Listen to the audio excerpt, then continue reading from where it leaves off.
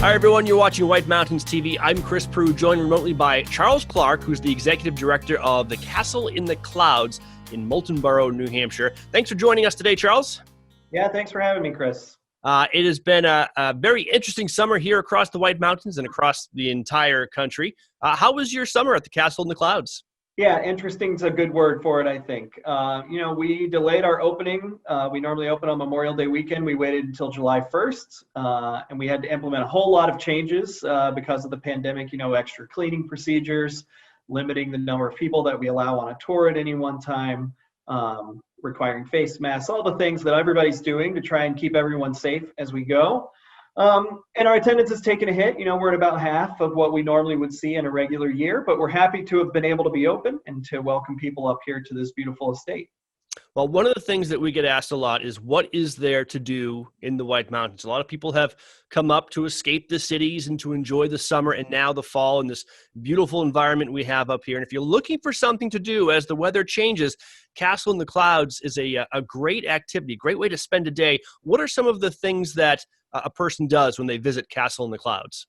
Yeah, absolutely. I think we're a great destination for people that want a little bit of everything for an experience of the mountains and lakes of New Hampshire. So our main attraction is the tour of our historic mansion.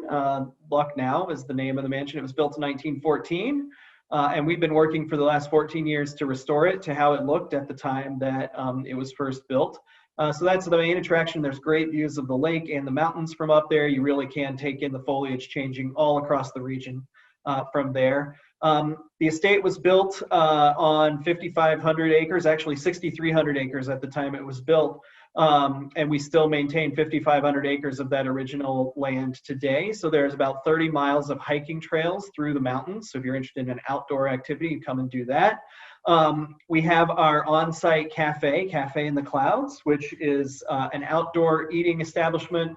It's got a full service menu. You can do soup and salad, sandwiches, beer and wine, and really a great way to have a nice little break after a hike or a tour of the castle. You have a seat, enjoy some food, and we serve ice cream for dessert out of that building as well.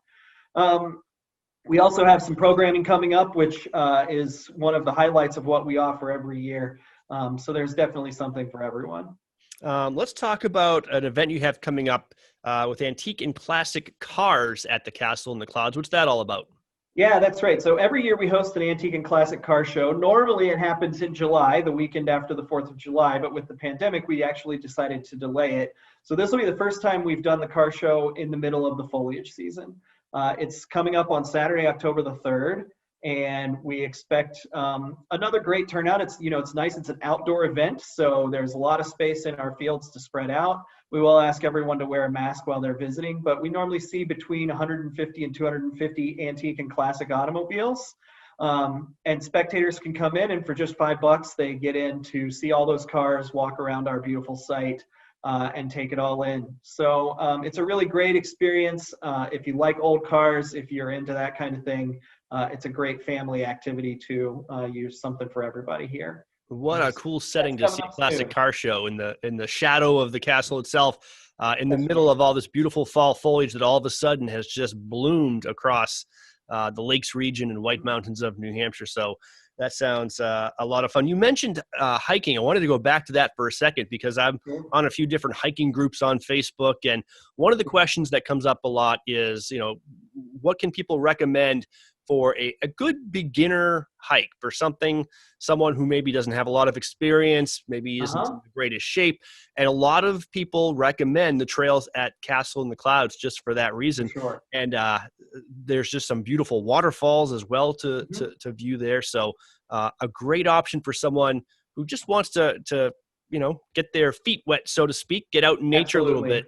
And were those trails part of the property when the Plants first built the castle? Yeah, a lot of them were. So when Tom and Olive Plant first moved here, one of the things they really loved doing was riding their horses. So they built a network of bridle and carriage trails all throughout the mountains.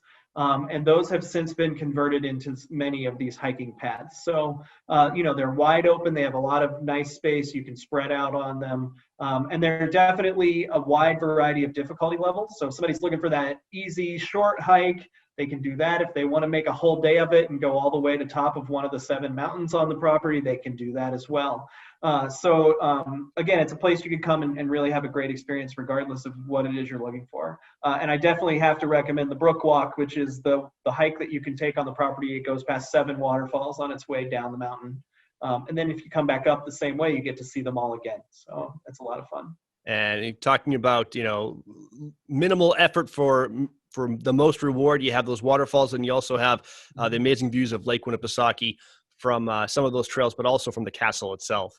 Yeah, that's right. Glorious. I kind of selfishly say we have the best views of the lake anywhere in the Lakes region. So if you want to see all of the lake, this is the place to come. And certainly from the castle lawn, it doesn't get much better than that, especially as the colors are coming in. All right. And if you are a history buff, of course, the Castle in the Clouds is a great place to go. You learn, it's kind of like an immersive museum. You get to kind of follow in the footsteps of the Plants, the original owners of this amazing mansion built near the turn of the century in Moultonborough, New Hampshire. And because we have Charles here, who knows all about the history of this place, let's get a little inside information right now. Tell us about the chain of ownership from the Plants to the Castle Preservation Society. Sure, yeah. As you said, it built more than 100 years ago at this point, at the turn of the 20th century, which was kind of the thing you did. When you were a wealthy industrialist and you were ready to retire, you moved to the country and you built a big house. So we are lucky to be taking care of that. So yeah, Tom and Olive lived here on top of the mountain from 1914 when they moved in until Tom's death in 1941. And then in 1941, because of some financial difficulties, the bank actually took ownership for a few days and then sold it at auction to the Tobey family. And they really used it as a summer home. They came up here. We have great pictures and stories from the Tobeys and their children and grandchildren who remember fondly coming up to the castle in the summers. They lived here until about 1956, so 15 years. They used it as a summer home. And then the Roby family, so that gets a little confusing, Tobey, Roby, but they came in, and the Robys we owe a debt of gratitude to because they bought the property in 1956. In 1959, they decided to open it to the public as a tourist attraction. So we have more than 60 years of history as a tourist attraction thanks to the Robys, who operated it as an attraction until the early 1990s. At that point, a man named Paul Stick led a consortium of people to purchase the property. They built the water bottling plant that is still in operation today, bottling Crystal Geyser water.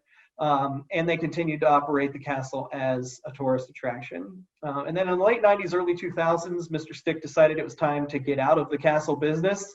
And he put the property up for sale, and he worked really closely with our partners at the Lakes Region Conservation Trust.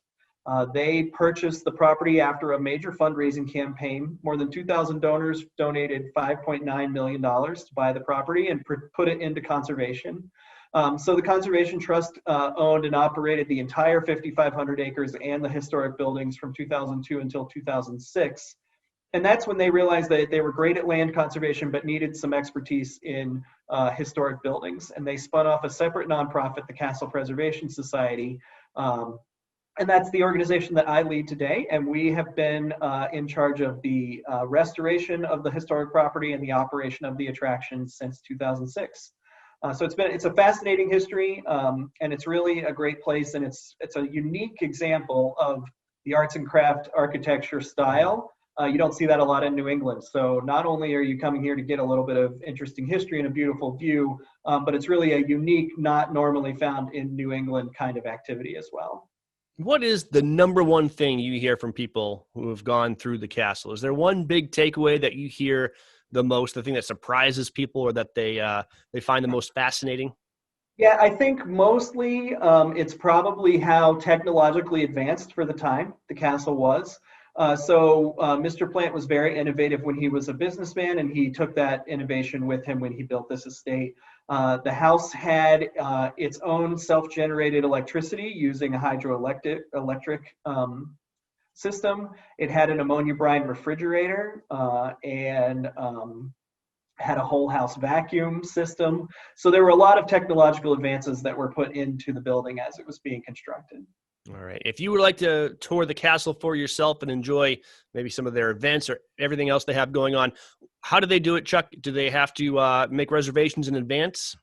So we don't have reservations this year, but we're selling tickets first come, first serve every day. And most days we're having plenty for everyone who can get here. On the weekends, we suggest coming early because we are selling out a little bit on those days.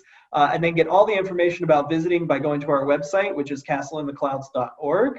And there's all kinds of information. There's also a video they can watch if they're curious about our COVID-19 adjustments to what we've done.